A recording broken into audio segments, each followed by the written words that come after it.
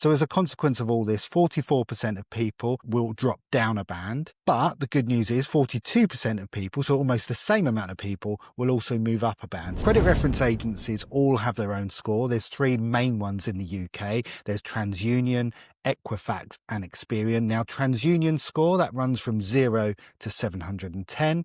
Equifax, they have a different score. Theirs goes from 0 to 1,000. And Experian had their own score that went from 0 to 999, but that is changing. So I've mentioned the major three credit reference agencies there. If you want to check your credit score in the UK, you're going to have to check it with at least one of those. We recommend really to check with all three, because if you're looking for credit or a mortgage, you can't guarantee exactly which credit reference agency the lender is going to use. There are ways that you can do that for free, and we've released a video already on our YouTube channel on how you can do that, and I'll link to that in the show notes. Okay, so let's get on with the changes at Experian then, because they are quite major changes. So instead of using a score of 0 to 999, they're going to be moving their score now up to 1,250. So your score can go from anywhere between 0, which is unlikely, that's very, very low, right up to 1,250 points. So another thing that they're doing is restructuring the bands in which people fall into. There was a lot of negativity about how they named some of those bands. For example, poor and very poor is being replaced. And also they're removing all the red colouring and trying to remove some of that negativity around credit scoring. So as a consequence of all this, 44% of people have been estimated will drop down a band. But the good news is 42% of people, so almost the same amount of people, will also move up a band. So you can see as they extend the bands up, there's going to be a bit of movement within those bands. Now this scoring system will be rolled out from November, so it's already happening. I checked my score yesterday and it hasn't quite happened on mine yet, but I have spoken to people who have had it on their scorings. Now, Experian have said that this whole thing is happening because it's creating what they call a smarter credit scoring system.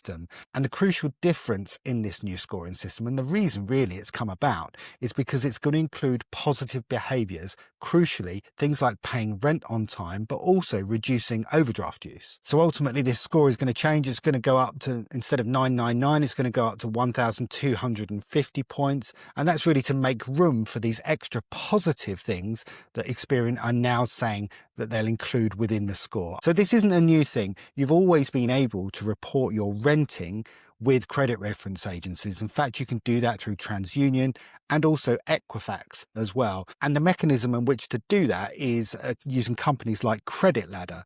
Now, what Credit Ladder do is they allow you to log on and you give them third-party access to your banking details. They can then view and see that you are making rental payments on time, and then create a marker on your credit file with TransUnion, with Experian, also with Equifax as well, and ensure that those are being marked on your file. So that's a really important point, because these scores you see with the credit reference agencies are just scores that they create. There's no one universal credit score. So what you're seeing now is Experian are using that information to change and potentially boost the Experian credit score for its users, or for some users.